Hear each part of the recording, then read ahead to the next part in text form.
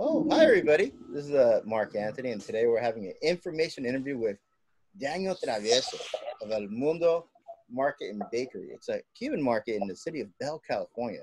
Let's say hi to Daniel, everybody. Hi. Hi, Daniel. Hi, Daniel. Hi, everyone.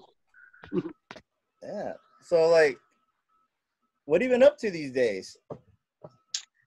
These days, it's been actually very interesting with the pandemic. COVID-19 is actually affecting all the businesses. For us, fortunately, because we are a store that's considered a business that should stay open, we're actually open and actually doing very well. So normally luck doesn't fall on my side. This time it did. So, but yeah, we've been extremely busy. We've had to implement a lot of safety features to the store, including one of the features as simple as wearing a mask. A lot of people don't like to wear it, and we're forced to have to refuse service to them. So we have issues like that. But overall, it's been very positive. People understand the danger of not wearing the mask and the importance of keeping at a safe distance. So most people do understand it, but occasionally you run into people that don't. But it's been very good for us. I hate to say that because I know it's been very difficult for a lot of people. Yeah, that's true. I have a Sasha here. Sasha, can you tell us how we met Daniel? Yes, I met I met him and his wife at the store. And we actually met him on last year. Mm-hmm. It was last year when we had an informational interview.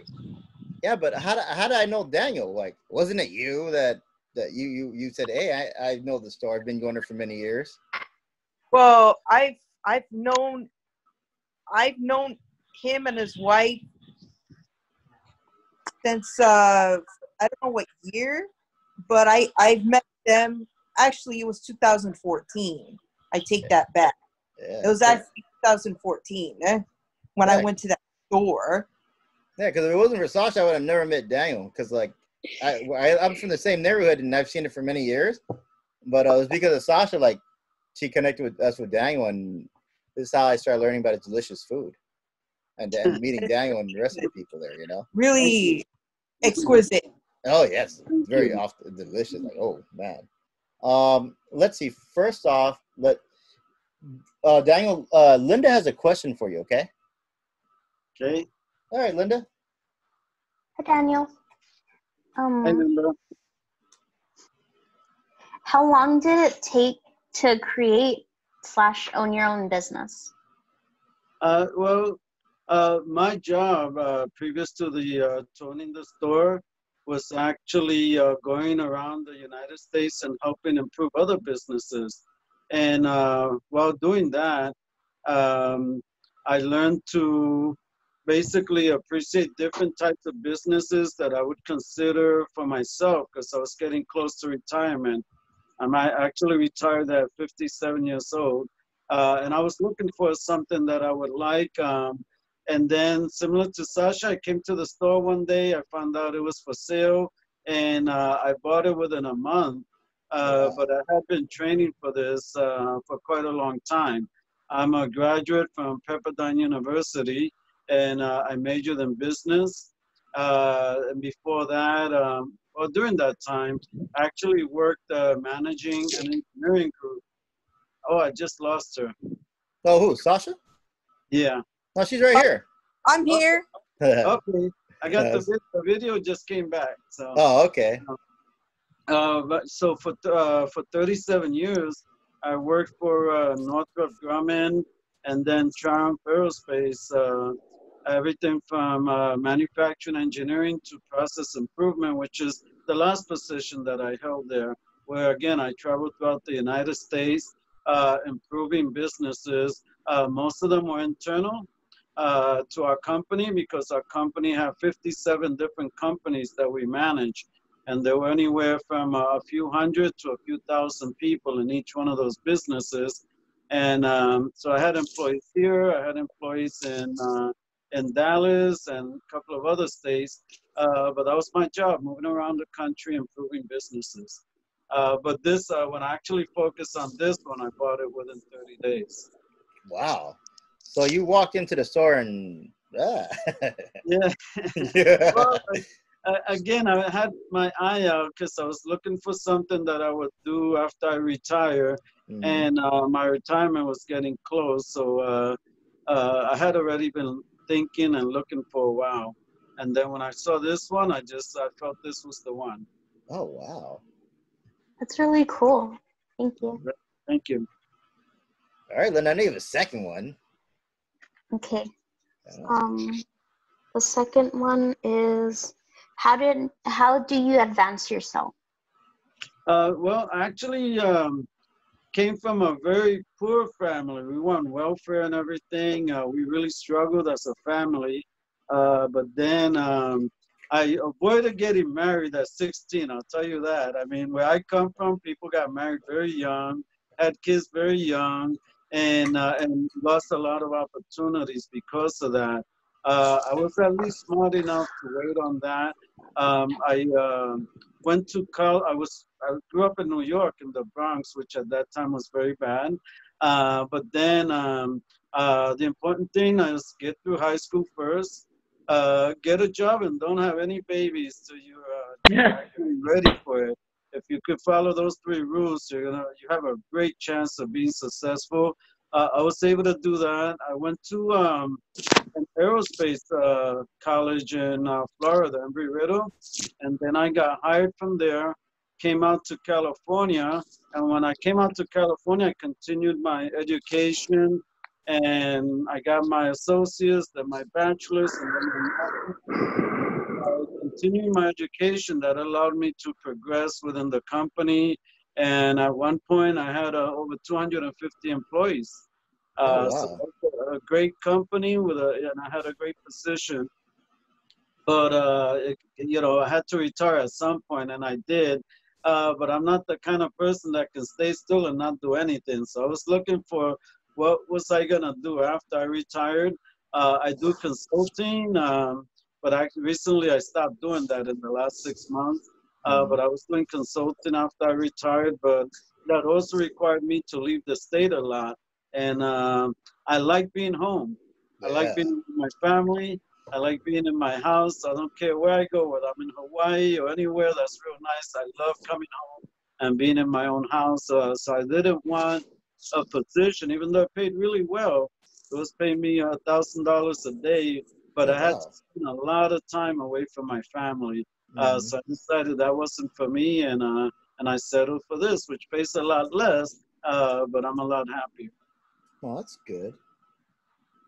Thank you. And the third question is, what would you advise your younger self? I would go back to what I said earlier. Make sure you finish school. Make sure you get a job. Don't stay home doing nothing, because every job you get, no matter how simple it is in the beginning, it prepares you for the next opportunity. And don't have children until you're ready for them. And you can actually focus on that, because it allows you to complete those first 2 tasks. If you start having children too early, you can't finish school, and it's harder to work. Even though I finished all my degrees after I had children, but I also had a wife at that time that supported me and helped take care of the kids. Thank you. You're welcome. All right. Who's up next? All right, Mobad, I hear this dying. Go ahead. Oh, Mobad. Oh, let me unmute you, Mobad. Oh, hold on, Mobad. For some reason Mark, I can't. I'll be the next one to ask a question. Yeah, let me get Mobad, and then it's you, okay, Andre? All right, wait. For some reason, Mobad, I can't unmute your video. I think you've pressed the button to unmute yourself, buddy. There you go. Okay, it's good. Okay, Mobad, you're next, and then Andrea's next. Okay. Hi, Daniel. How are you? Hi. How you doing? Good. I want to know that when you work, can you get fired from the company? Where I worked, I could definitely get fired from the company. Big companies have quite a few rules, and they're very strict about a lot of them. They're They even get into your personal life. If you're dating someone within the company, you actually have to have signed papers that say, okay, your personal problems will not affect your job. But large companies have quite a long list of reasons that they could fire you. Obviously, they don't want to fire you because they need you. They hired you because they need you, and firing a person requires them to go on a long task of things to do to actually find a new person. And then once that person comes in, they have to be trained. Training can take anywhere from 1 week to several months. And some more complicated jobs like engineering, which was the field I was in, take years to learn. So they don't want to fire people, but unfortunately, they have to sometimes. And my other question is, what is the job duty that you have to do? At my current job or my previous position? Like, what everybody do? What is the job duties? Oh, you mean right now, right, Mobad, correct? Yeah. Oh, okay, yes. Yeah. Right now, I own the business. The business has about 10 employees, so I have to manage those employees because it is a small business. The smaller the business, the more activities each individual has to do. A big company like the one I was in would have, we had about 60,000 employees. And each person just did one thing, and they did that all the time, every day. The smaller companies don't have that luxury of just having one person per activity. So unfortunately, even though I'm the owner, I'm also in charge of inventory, hiring. I'm in charge of training, and of course, other financial activities that are part of owning a business. And is all your worker friendly too? You would hope so, but occasionally we have issues. Last week I had an issue between two employees. Had to meet with them and talk to them, understand what the issue was, ask a lot of questions, and then talk to them about, keeping the personal issues away from the business because employee issues always end up costing the business money. So you want to deal with those as soon as possible. It's not something that you can wait a week or a month for. No matter how busy you are, when you have an employee issue, you have to put everything on hold and address that issue first. Okay. And I have one more last question. If you had a rude customer, what would you do? The first thing is listen to them, because we do get a lot of rude customers. A lot of my customers only speak Spanish. A couple of my employees only speak English. So sometimes we have issues tied to that or any number of other issues. But the first thing is to stop and listen to them and understand what it is that's bothering them, and then try to work with them to resolve that issue. And we've always been able to do that. The important thing is that when they leave, they're not angry. Okay, thank you. All right, Thank Mobad, you. I am now muting you, and Andrea Stever is next. Hi, Andrea. Hi. How long have you been working at the Cuban place for? 8 years. I bought the store 8 years ago. Wow. Yeah, but the store's actually 43 years old. I'm owner number 6. And Wow. so, it's interesting because I get a lot of customers that come here and they're in their 50s or even in their 60s, and they tell me that they've been coming to the store since they were a little kid. Wow. The store is pretty old, and that was one benefit that I had. There are a lot more issues that you have to deal with when you just open a location with no customers and no one knows about you. I was fortunate enough to find a business that was already known, and I was able to take that concept and improve on it because businesses have a life cycle. You'll see businesses in your neighborhood that open, and within a year, first of all, there's a good chance that they won't make it the first year. 80% of new businesses fail within the first year. But I was able to avoid that But the other issue is that businesses, you know, they're in style today, and in a year or 5 years or 10 years, they end up, you know, being something old that people are no longer interested in, and then they close. But fortunately, I've been able to keep reinventing us a little bit, keeping Mm-hmm. those things that are traditional, that we've always sold and are doing well, while at the same time looking for new products that the younger people are interested in, so that we can stay in business and not have to close some, you know, in the near future. Uh, but most businesses, and I do the same thing, most businesses, they create a 1-year plan and a 5-year plan, and some of them create 10-year plans. The Asian businesses, they create a 1-year plan, a 5-year plan, 10-year plan, a 25-year plan, and a 100-year plan. Oh, wow. So they Oh, actually go wow. further, and that's why you see hybrids on the road today. Toyota, Mhm. when they were working on their 100-year plan, they looked into the future and saw that in 100 years, there's not going to be any gasoline available. We're going to deplete all the gasoline. So they started working on the hybrid engine, which doesn't use that much gas. And then the electric engines, because they actually looked that far ahead, because if they don't, and gasoline is no longer available, then Toyota goes bankrupt along with all the other car companies. So the fact that they go out that far really helped Toyota in this case. But again, I develop for myself, because I'm a smaller business, a 1-year plan. Usually we start in November and we end near the end of December, sometimes the first week of January. But then you also have to do a 5 and 10-year plan, so that you can continually look ahead, and that's the way you stay in business. Wow. And how do you make your bread? The Oh. bread, the formula is secret, but I'll tell you, it's like a 3 to 4 day process. The first day we make the mix. The second day we form the bread, and then the second or third day, because sometimes I think they let the mix sit for 2 days so it can get that flavor, and it has to grow.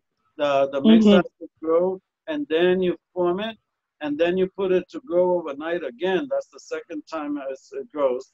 And then the third day is when, or third or fourth day is when you actually bake it. It's a long process. Ooh. Yeah. I'll tell you, if you ever hear early in the morning, like 8 or 9 in the morning, the bread's coming out of the oven, and it's the best smell in the world. I love it. That's hot. Fresh baked bread and popcorn. Two of my favorite Yeah. You have a second? You have another question under here? No. No, I had just only 2 questions, Okay. and that was it, Mark. Thank you, Andrea. Thank you. All right. I believe we have next is Tremaine. Tremaine, sir, are you ready? All right. Tremaine, you have the floor. Hello, Daniel. Hi, Jermaine. I have some questions. First one is, what kind of beverage do you provide for your customers? I'm sorry, can you repeat that? What kind of beverage? Do you provide for your customers? Oh, because we are a niche business. We're a business that's focused on a certain group of people. We have a lot of hard-to-get Hispanic sodas from Central American countries. Like we have one from Guatemala, that's orange soda. That, I mean, it's very popular. People look for that. Then we have one from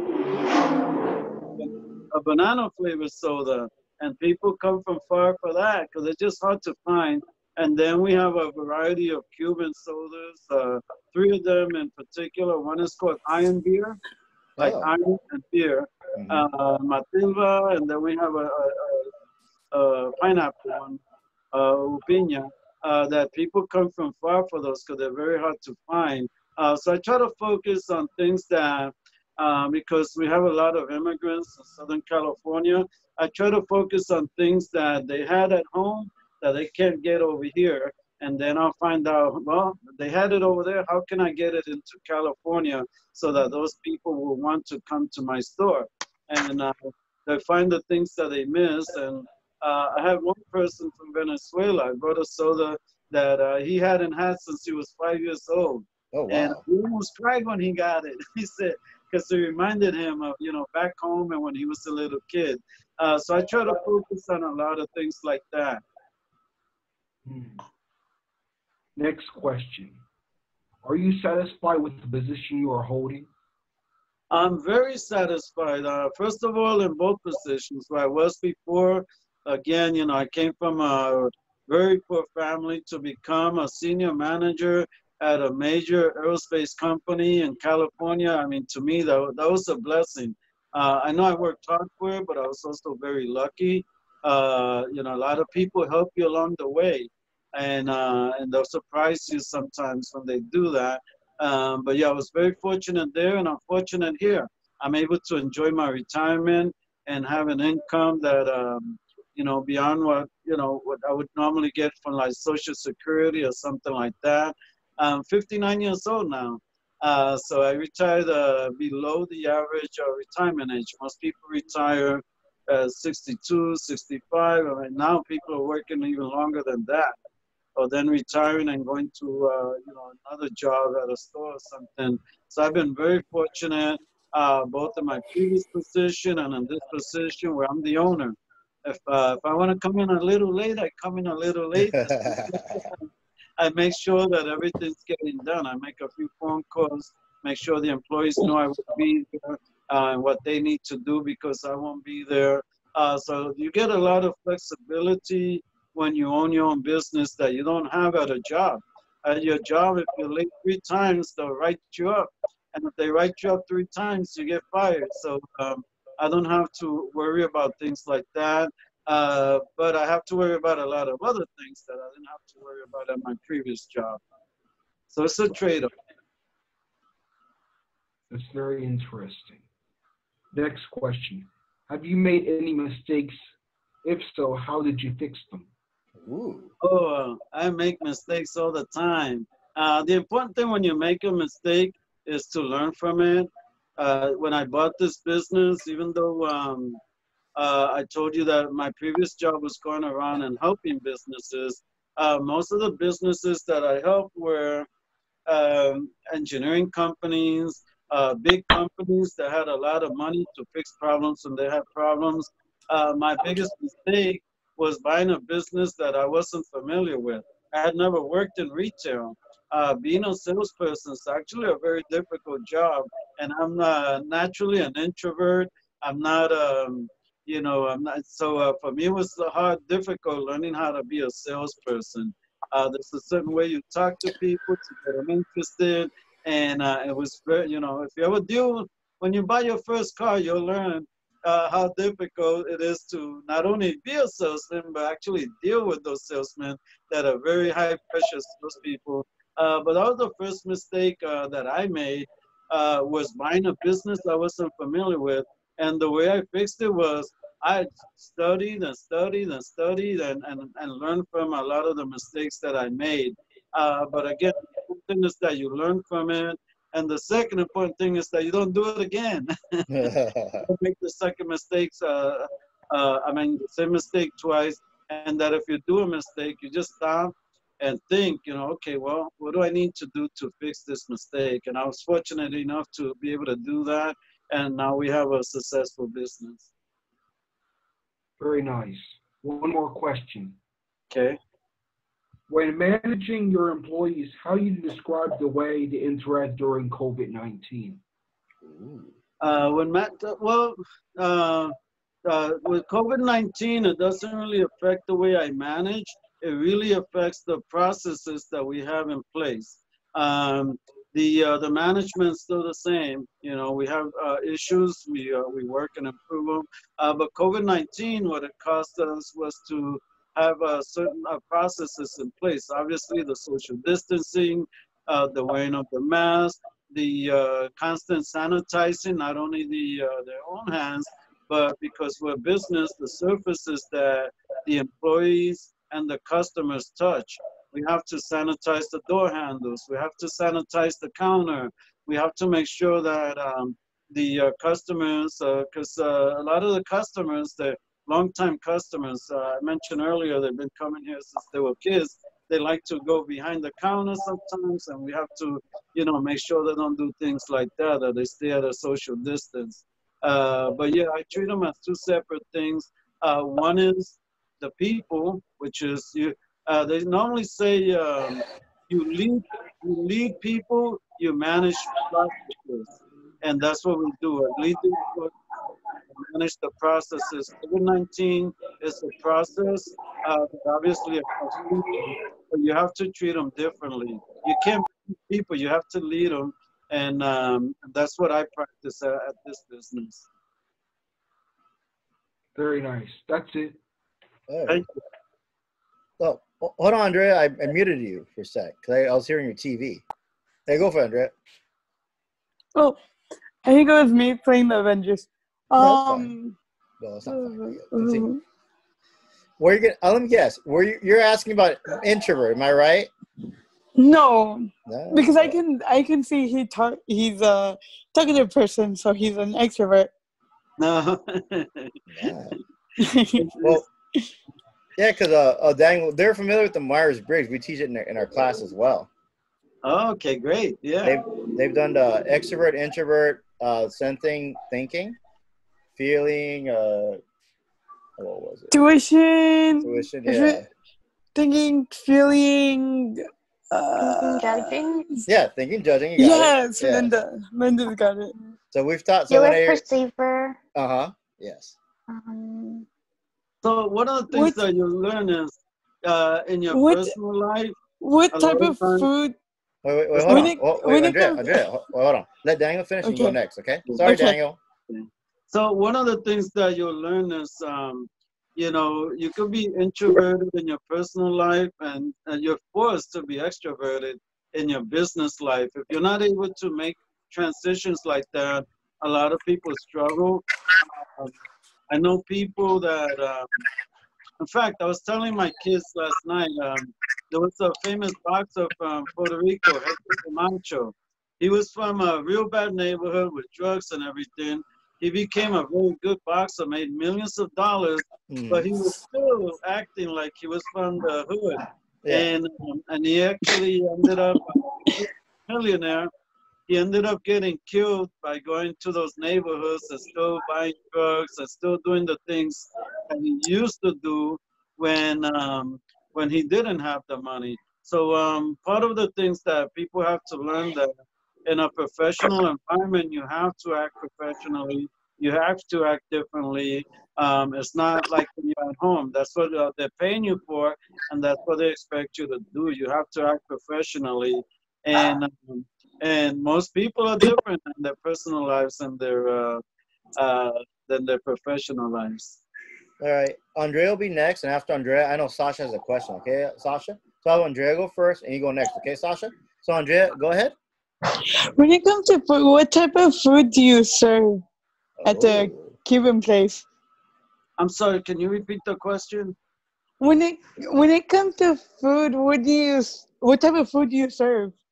The business, the store is broken down into different pieces. One is the bakery. From there, we're actually, obviously, we have breads and cakes and pastries and the flavors that the Cubans like, and actually a lot of the neighborhood people are learning to like, is guayaba pastries, coconut pastries, so similar things like that.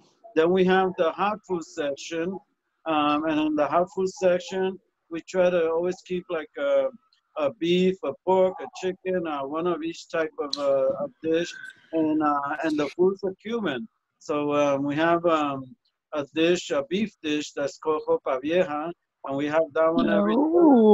Yeah. Then sometimes we have beef ribs. There's dishes, food that we have every single day, and some that we have certain days of the week.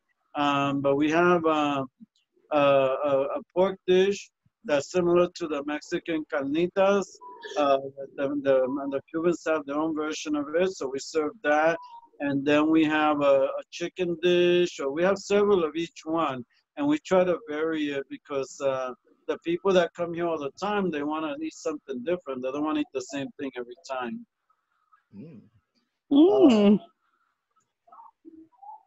Okay. All right. That was it. That was it, Mark.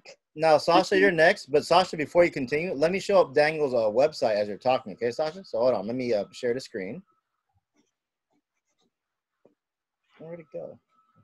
Oh, hold on, guys. That way they can see. Okay, hold on. Share screen.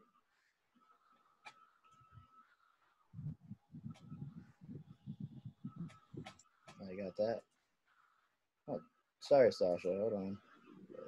Wrong button. It's a Mac.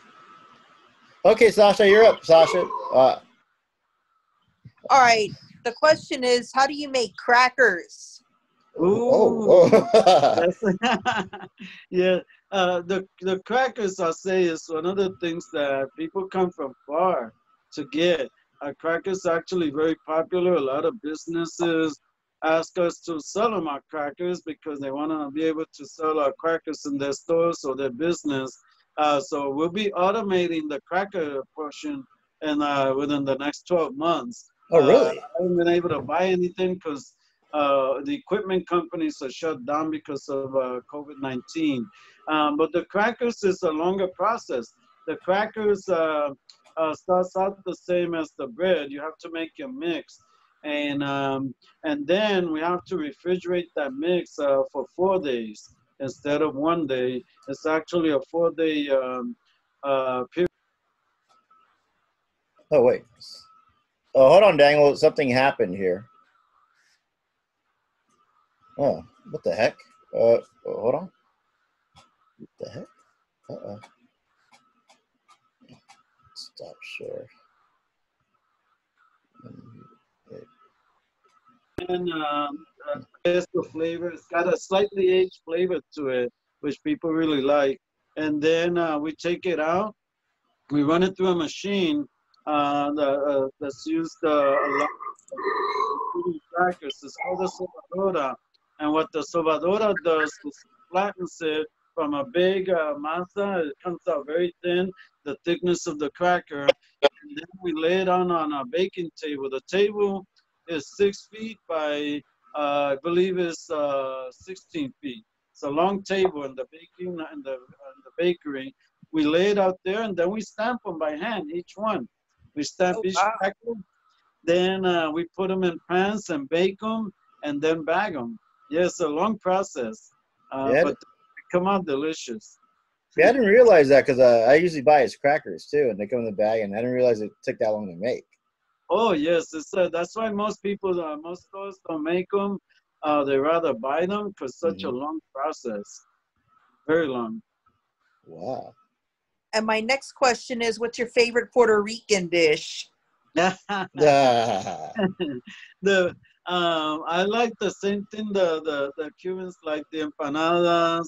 I like the appetizers, the empanadas, which is the pastries filled with meat, and we're actually right now what we sell is beef, chicken, and ham and cheese, and we're actually gonna create new flavors this year. Really? We're gonna create a pizza one, pizza empanada. I've had that before. Yeah. So I've tasted them at other places. I haven't found the one that I really like. So working on a recipe because I'm looking for a certain flavor that I had when I traveled to Miami. So I'm looking for that flavor. No one will give you the recipe, so you have to basically start with one and then tweak it until you get the right flavor that you need for your own business. And that's what we're in the process of doing now.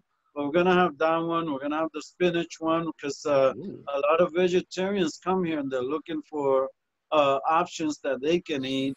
And Puerto Ricans and Cubans and Mexicans, they love meat. So you're not gonna find too many vegetarian dishes at Hispanic stores. But because a lot of people are asking us, we're actually gonna have a vegetarian version of the empanadas and several of our other dishes. Yeah, and a seafood papa rellena. Wow, really? people are looking for that too. So we just it takes time. You don't want to just make it and take you know, you wanna do a lot of testing as far as get the right flavor.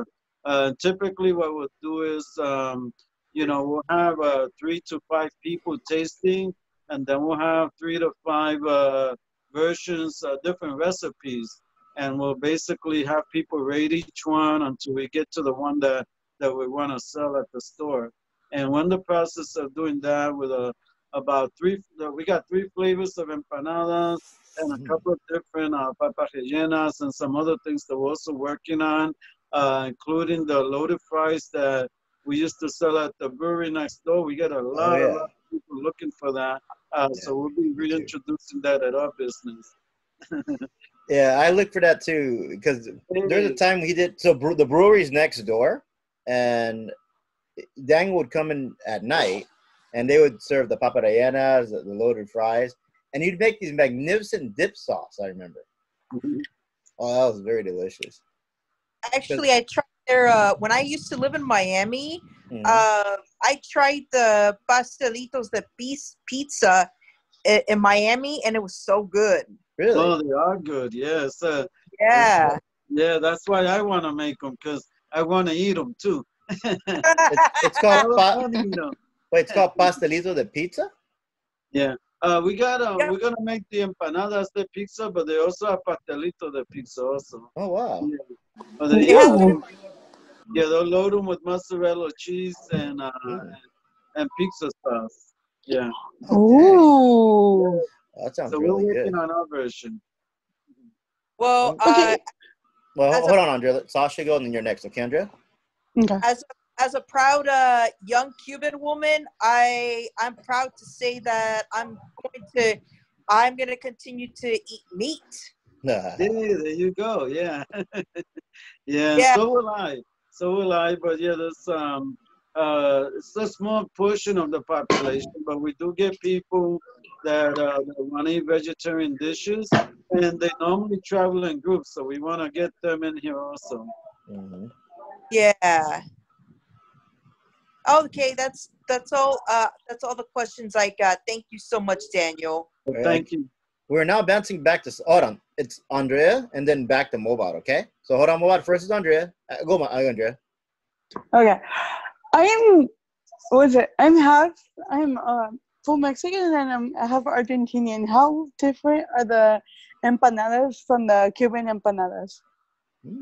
They're actually very similar. What changes is some of the spices that are used in the Argentinian empanadas.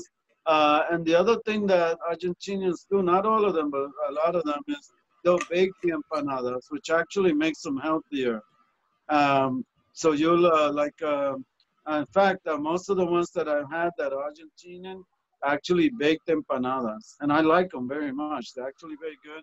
The spices are a little different, but I think the spices that the Cubans and the Puerto Ricans use are closer to what the Mexicans use, because we use oregano, we use cumin, we use cilantro, we use a lot of the similar ingredients. We just use them in different quantities.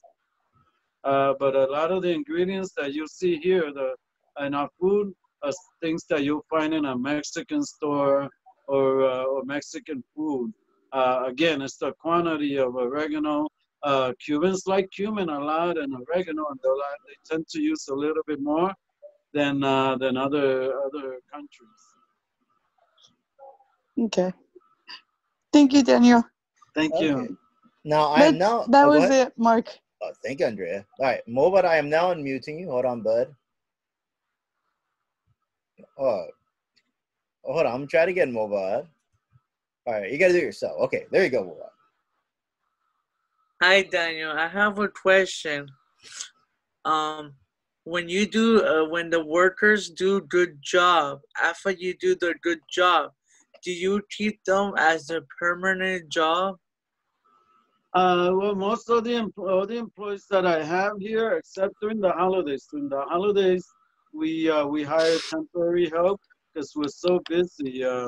Like on Christmas, on the 24th of December, Our sales are like 4 times the normal sales. But that's the only time we hire temporary employees. The employees that I hire are permanent employees. So yeah, I do keep them, and they are expected to do a good job. Any job that you get, you'll be expected to do a good job. The important thing is that I take the time to acknowledge when they're doing a good job. And no matter where you work, whatever job you get, you always have to try to do your best, because that'll lead to more pay. And you're right, it'll lead to keeping your job. If you don't do a good job, you tend to lose the job, and you tend not to make as much money. No matter what company you're in, just try to do your best. And maybe one boss won't recognize it, but others will. And in the long run, it'll pay off for you. You'll always have a job, and you'll make more money than if you don't do a good job. And another question, Mm-hmm. does a lot of customer call and order pickup? Yes, especially now due to COVID-19. A lot of people don't want to come here and spend a lot of time. They want to just walk in, get what they want, and walk out. But that's not, they're not the majority. The majority of the people like going shopping. You know, where they miss the malls, you know, where you can walk around, you can buy food, you can eat, you can go shopping, you can see things, you can see people. So a lot of people miss that, and they want to come to the store and go around the store. But then you also have people that don't want to risk it, especially the older people that are in greater danger of getting sick with COVID-19. They want to place the order and either have it brought to them to one of the various food services that are available, or they just want to walk in, get it, and get out as quickly as possible. So they risk as little as possible. Okay, thank you, Daniel. You're welcome. All right. I'm moving back. What does anybody have a question before I ask a question, or no? All right, I have a question. Like, you know, like behind. So I know, like, let me go back to your website. Hold on. Let's do it right again. Let's see here. Okay. Share. All right. Can everybody see the website? Yeah. It's. I have a question. I'm Oh, sorry. you have a question? Okay, Yes. go ahead. What's the history of the bakery? I'm sorry. Can you repeat the question? I didn't hear. What's the history of bakery of the Mundo? Again, I missed it. I apologize. Let me raise my volume. Mm-hmm. Oh, Jackie, are you asking like how long has this as a Mundo Nuevo Market meat market and bakery been open? Is that your question? Yeah. In the city of Bell, California? Yeah. Oh, okay. Yeah, we've been here since 1978. It's either 77 or 78. I was just redoing the front of the store, and we had to scrape the stucco before restuccoing it. And the sign, the old sign came off. It was there. It didn't look very good. Otherwise, I would have actually kept it, because it's a little nostalgic seeing something from that long ago. But the store's been here since 1978, which is a very long time. Wow. 42 years. Oh, geez. Do you have another question, Jackie? What is your favorite food? My favorite food is, I'm a rice and beans person. I love rice and I love beans. And you could put any kind of meat on top of that, and I'll eat it. But I'm also, I do like a lot of other foods like Thai food, Chinese food, definitely Mexican. Otherwise, I wouldn't live in California. Mexican food is great. So I love a variety of foods, but for me, rice and beans and some kind of meat on top. I'll eat it. And what do you like your job? What do I like about my job? First of all, I like the fact that it provides me the opportunity to help a lot of people. And I, currently I got a few people that are working temporarily with me because they got laid off from their job, and business has been up for us, so I've been able to bring them in and give them work so that the money they lost from their previous job they can make here. And to me, that's a big thing, being able to help people. The other thing is being my own boss. It creates a lot of work when you own your own business, but there's also a good feeling that you get from being your own boss. You don't have somebody, throughout my career, I've been fortunate enough to not have any really bad bosses, maybe one in 37 years. So that was real good, but I've had a lot of good bosses that help you along, and that gives me the opportunity to do the same thing. I try to treat people fair. I try to help people, and this job gives me that opportunity. So I really enjoy that. And my last question is, how long you been studying to be a bakery? Unfortunately, I don't have to study to be a baker. I hired a baker. My son David bakes, and I have a baker that's been here for 34 years. He likes his job and he's very good at it. So I don't have to be a baker. When you own your own business, you don't have to know how to do everything, but you need to be able to hire the right people that'll do the things that you need the way you need them done.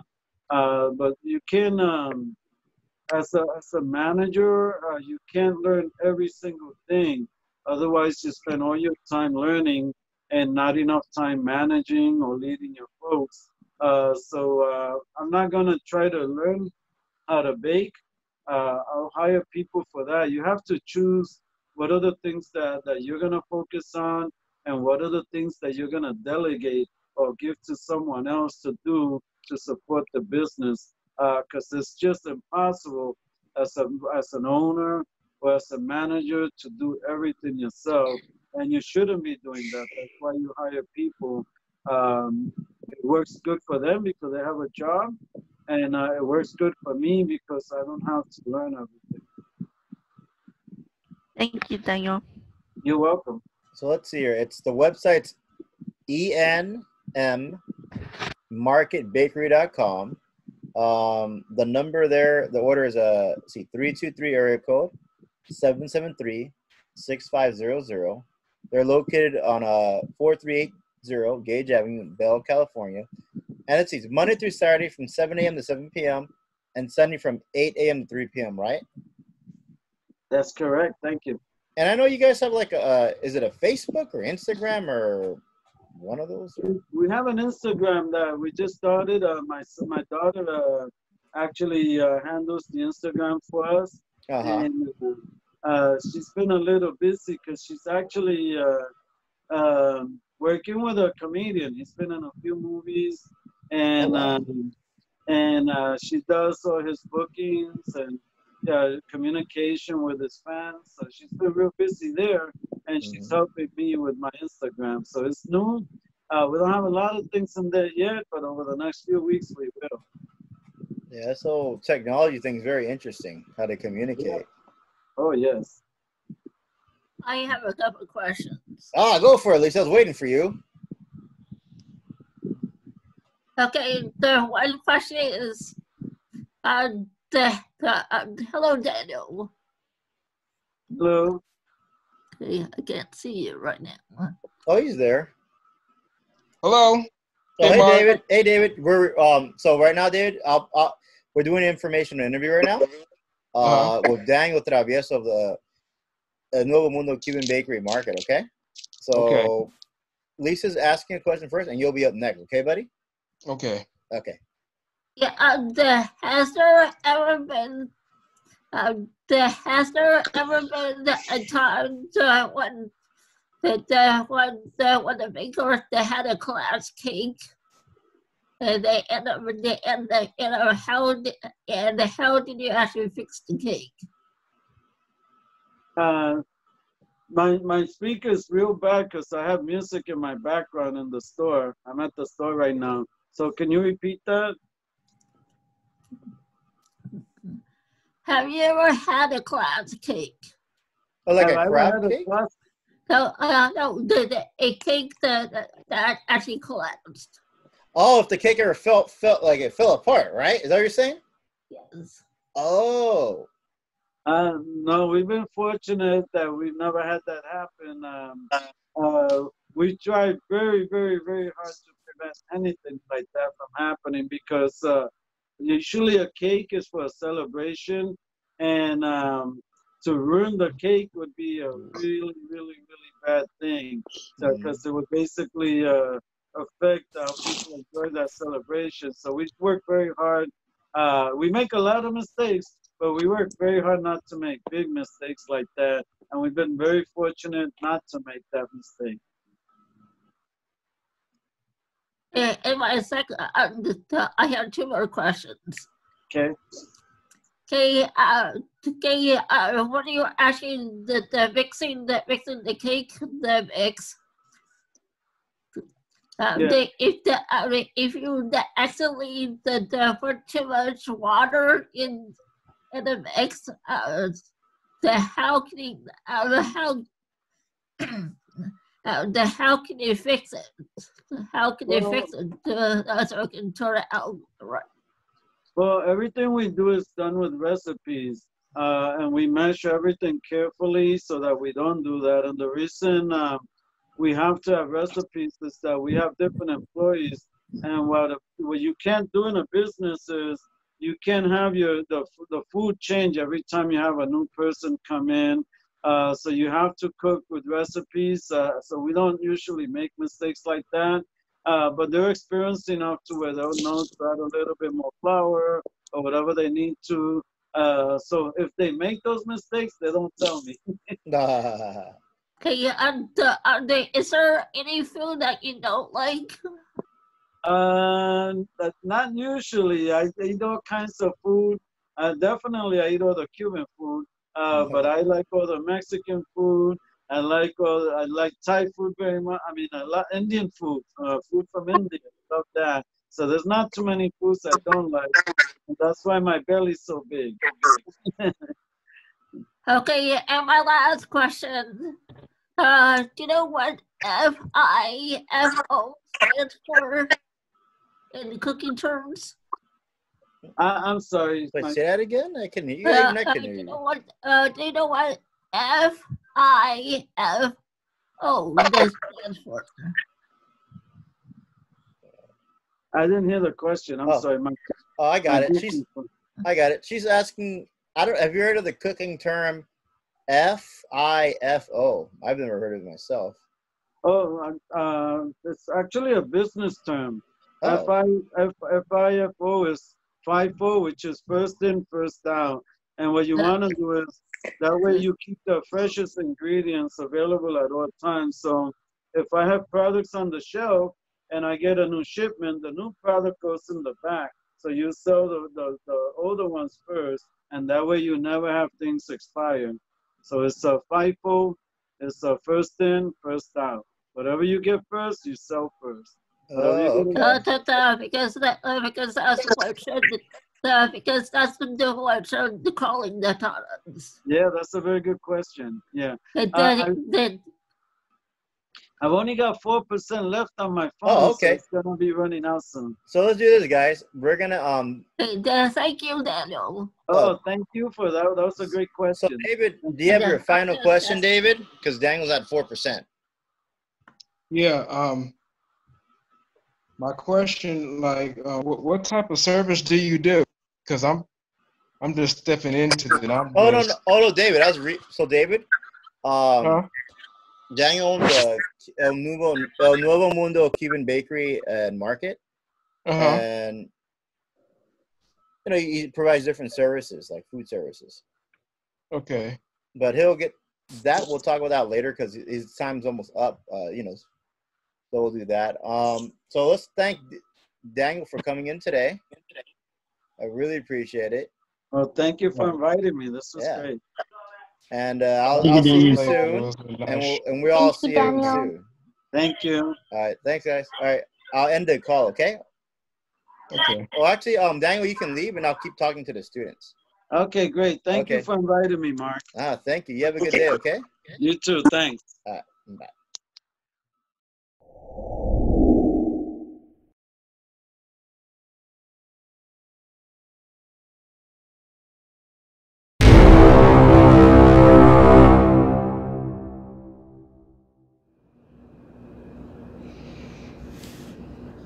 Whoa.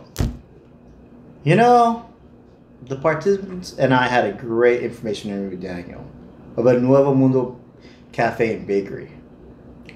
It was a delicious interview. It was informative.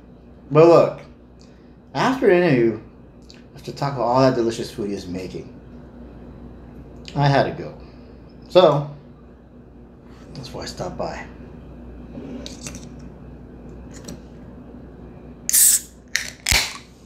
Oh, I'm now drinking Materva Yerba Mate Soda. Yummy. It's very delicious. In addition to that, I purchased a delicious guayaba pastry. Wow. You guys in heaven here.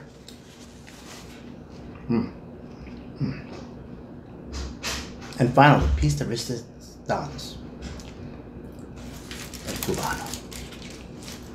Oh, let's look at this beauty. You know what? I'm just gonna eat it whole.